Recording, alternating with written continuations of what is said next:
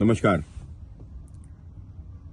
भारत के उपराष्ट्रपति महामहिम जगदीप धनखड़ जी का जिस प्रकार से कल संसद के में विपक्ष के सांसदों के द्वारा उनका सार्वजनिक अपमान किया गया, उनका मजाक बनाया गया और मजाक ही नहीं बनाया गया, राहुल गांधी के द्वारा पुनः मजाक बनाने के लिए उसको प्रेरित किया गया और उसका वीडियो भी बनाया गया।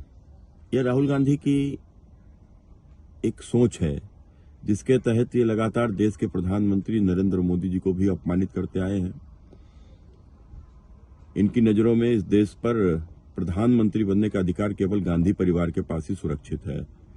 यह उस परिवार में जन्म लिए इसलिए देश के प्रधानमंत्री यही बन सकते हैं, इनके अलावा कोई इस योग्यता को रखता ही नहीं है।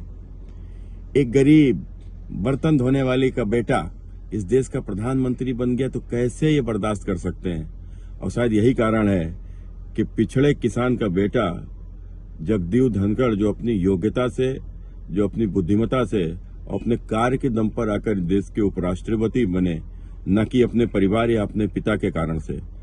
लेकिन राहुल गांधी की सोच कि इस पद पर ये आखिर बैठ कैसे गए, इस पद पर तो बैठने का अधिकार केवल इनके परिवार के किसी चमचे को ही है।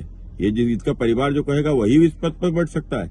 यह सोच रखने वाले लोग या उसी प्रकार की सोच है जो सोच इस देश में मुगलों की थी, जो सोच इस देश में अंग्रेजों की थी, जो सोच इस देश में आज भी उन तमाम लोगों के पास में जो अपने आप को कहीं न कहीं इस देश को अपनी जागीर समझते हैं, प्रदेश को अपनी जागीर समझते हैं, बड़े बाप के पुत्र होने के कारण से अपने आप को ही उत्तराधिकारी समझते हैं। तो ऐसे ही सोच को सामंतवादी कहा जाता है और यह सामंतवादी सोच रखने वाले यह लोग, यही कारण है कि इस देश में अन्य लोगों को तुच्छ समझते हैं और मोदी, जगदीप धनखड़ जैसे लोगों को अपमानित करने का बार बार प्रयास करते हैं। लेकिन और शायद इसीलिए ये इसी प्रकार के लोगों का एक गठबंधन बना है। कोई देश को अपनी जागीर समझता है, कोई प्रदेश को अपनी जागीर समझता है, लेकिन आने वाले समय पर जनता इनको बता देगी कि जागीर किसकी होती है। जागीर उसकी होती है जो जनता के दिलों पर राज करता है और जनता के दिलों पर इस देश में नरेंद्र मोदी ही राज करता है। धन्यवाद।